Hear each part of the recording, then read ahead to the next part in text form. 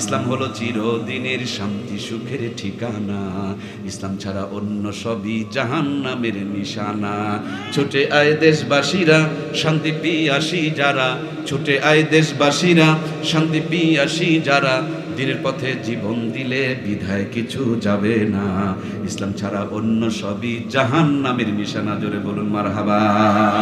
সম্মানিত প্রাণপ্রিয় ভাইয়েরা আমার, কলিজার টুকরা মমতাময়ী মায়ের আমার, ও মা একবার শুধু খেয়াল করো গো মা, রাত যখন 8টা বেজে গিয়েছে, দুনিয়ার কাজগুলো সেরে যায় নামাজ বিছায়া এশার নামাজ পড়ে আঁচলটা তুলে ধরে চোখের পানিগুলো ছেড়ে আল্লাহর কাছে ফরিয়াদ করেছে, রব্বানা জালামনা। দুনিয়ার কোনো পেরেশানি তাদেরকে গ্রাস করতে পারতো না। 150 বছর পর্যন্ত টনটনা ছিল, অসুস্থ হলে গাছের নিমের পাতা পেরে রস খেয়ে টনটনা 150 বছরও ছিল। 18টা সন্তান জন্ম দেওয়ার যোগ্যতা ছিল, পায়ে হেঁটে হেঁটে রংপুর যাওয়ার তাদের যোগ্যতা ছিল। আজ আমরা স্মার্ট হয়েছি, ডিজিটাল হয়েছে, আপডেট হয়েছি।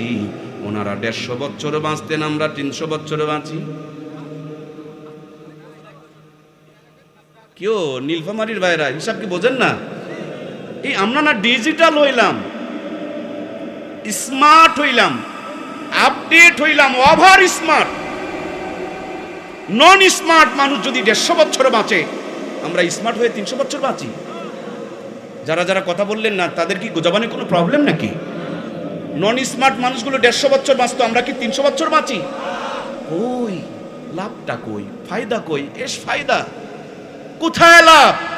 মূল কথা হলো জাতি ইসলাম থেকে যত দূরে সরে চলে গেছে, আযাব আর গজব তত জাতির উপরে আসতেছে। কথা বলুন ঠিক কিনা? এক বাড়িতে আগুন লাগছে, বাড়িওয়ালা বেচারি হাই হাই চিৎকার শুরু করেছে। পাওয়ার টিলার আছে না, যেটা দিয়ে মাঠের মধ্যে হাল বয়, এক ভদ্রলোক 1 ট্যাঙ্কি ডিজেল নিয়ে জমিনে পাওয়ার টিলার দিয়ে হাল বইতে যাচ্ছিল। চিন্তা করছে, আহারে পানি তো নাই। ট্যাঙ্কিতে ঝোঁকা দিয়া দেখে এটা তো পানির মতনও দেখা যায়। মনে মনে হিসাব করছেন, যেই জিনিসের দাম বেশি ওই জিনিসের কামও। পানির দাম বেশি না ডিজেলের দাম বেশি? পানির চাইতে দামি ডিজেল পানির মতন দেখে আগুনে ঢেলে দিয়েছে। বলুন তো দেখি, আগুন গরম না নরম? আর একজন আল্লাহর বান্দা শুকনো কিছু লাকড়ি তার মধ্যে দিয়ে দিয়েছে, আগুন গরম না নরম? আর এক ভদ্রলোক একেবারে ওই যে নতুন নতুন ঘাড় বেঁকা মাজা বেঁকা বউ যেন মাথার উপরে থাকতে পারে, মোটরসাইকেলগুলো বের হইছে না, একে ট্যাঙ্কি ভর্তি করে পেট্রোল নেওয়া ছিল। চিন্তা করছে, আহারে এগুলো কোন দোকান থেকে কিনছে না জানি, এর ভিতরে কোনো ভেজাল ঢুকছে। আমি ডাইরেক্ট পেট্রোল পাম্প থেকে লোড লইছি, 1 টাকাও হারাম নয়, 1 ফোঁটাও ভেজাল নাই। চলন্ত গাড়ি বন্ধ করে জ্বলন্ত আগুনকে নিভানোর জন্য পেট্রোল বের করে নিয়ে কেবল আগুনের কিনারে দাঁড়াইছে। আহারে বন্ধু, এতক্ষণ কেরোসিন আর ডিজেল দেওয়ার পর জ্বলতো। পেট্রোল একটা এমন মেডিসিন, আগুনে দেওয়া লাগে না, আগুনকে দাওয়াত দিয়ে কাছে টেনে নিয়ে যায়। কথা বলুন ঠিক কিনা? 24-এর স্বাধীনতার পর যে আশা নিয়া, যেই স্বপ্ন নিয়া, যেই টার্গেট নিয়া, যেই নিয়ত নিয়া 2000-এর মতন আমার যুবক তরুণ ভাইয়েরা নিজের জীবনকে বিলিয়ে দিলেন, মুগ্ধ।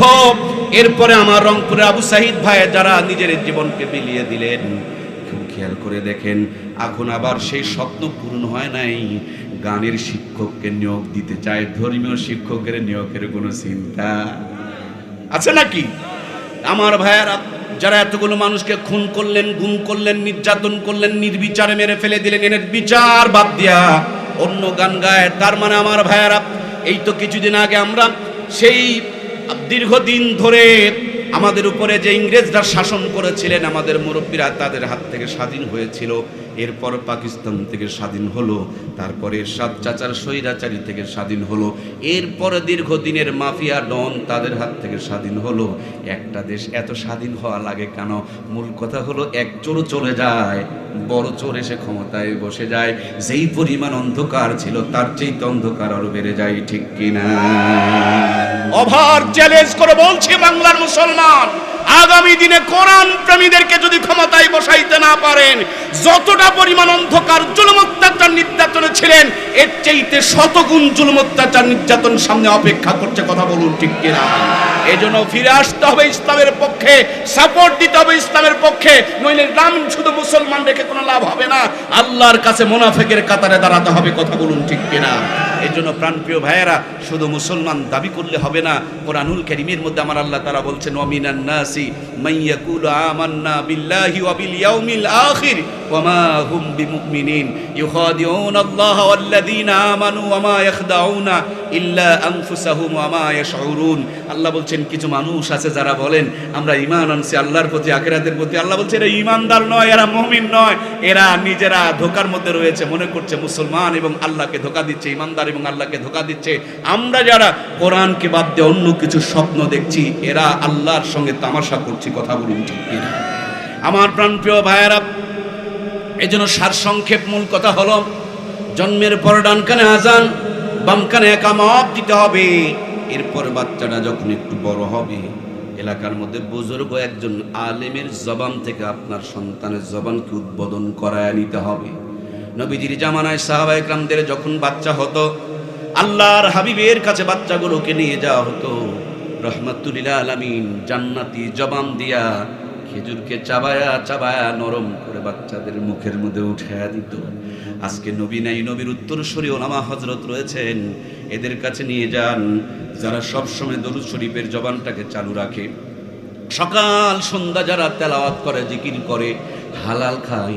এরকম কোন মানুষের হাত দিয়া যদি আপনার সন্তানের জবান উদ্বোধন হয়, ওই জবান দিয়া কোনোদিন নাস্তিক মার্কা কথা বের হবে না। এই জবানকে উদ্বোধন করাতে হবে একজন আল্লাহওয়ালা দিয়ে। এরপর বাচ্চারা যখন বড় হলো, এখন ভর্তি করুন, এখন পড়াশোনা শিখান। স্বপ্ন আপনার ডাক্তার বানানোর হতে পারে, স্বপ্ন আপনার মাস্টার বানানোর হতে পারে, এমপি বানানোর হতে পারে, মন্ত্রী বানানোর হতে পারে। কিন্তু আগেই ডাক্তার বানাতে যাওয়া যাবে না, মাস্টার বানাতে যাওয়া যাবে না, ইঞ্জিনিয়ার বানাতে যাওয়া যাবে না। আগে বানাতে হবে ইমানদার। কথা বলুন ঠিক কিনা? আগে ডাক্তার মাস্টার না ইমানদার? আগে হবে ইমানদার, তারপরে ডাক্তার মাস্টার। কথা বলেন ঠিক কিনা? আগে ইট বানাও, তারপরে ব্রিজ বানাও, বিল্ডিং বানাও, রাস্তা বানাও। কিন্তু ইট না বানায়া বিল্ডিং বানাতে যেও না। যেখানে থাকার কথা সেখানেই মরে যাবা, বুকের উপরে চাপা পড়ে যাবে। আজ বাংলার মুসলমান ইমানদার না বানিয়ে বানিয়েছে ডাক্তার, ইমানদার না বানিয়েছে মাস্টার, ইমানদার না বানিয়েছে র্যাব, কোবরা, চিতা, দুর্নীতি দমন কমিশন, সেনাবাহিনী। এই জন্য ইমান ভিতরে না থাকার কারণে এদেশের মানুষের ট্যাক্সের টাকার বেতন খেয়েছে আর তাদের বুকেই গুলি করেছে। কথা বলুন ঠিক কিনা? এই জন্য আগে ইমান দরকার। ইমানের চাইতে বড় কোনো সম্পদ, ইমানের চাইতে বড় কোনো নিয়ামত, ইমানের চাইতে দামি কোনো নিয়ামত আল্লাহ তাআলা জগৎবাসীকে দেয় নাই। আল্লাহ সেই ইমান নিয়ে যেন আমাদেরকে কবরে যাওয়ার তৌফিক দান করে দেয়। বলুন আমিন।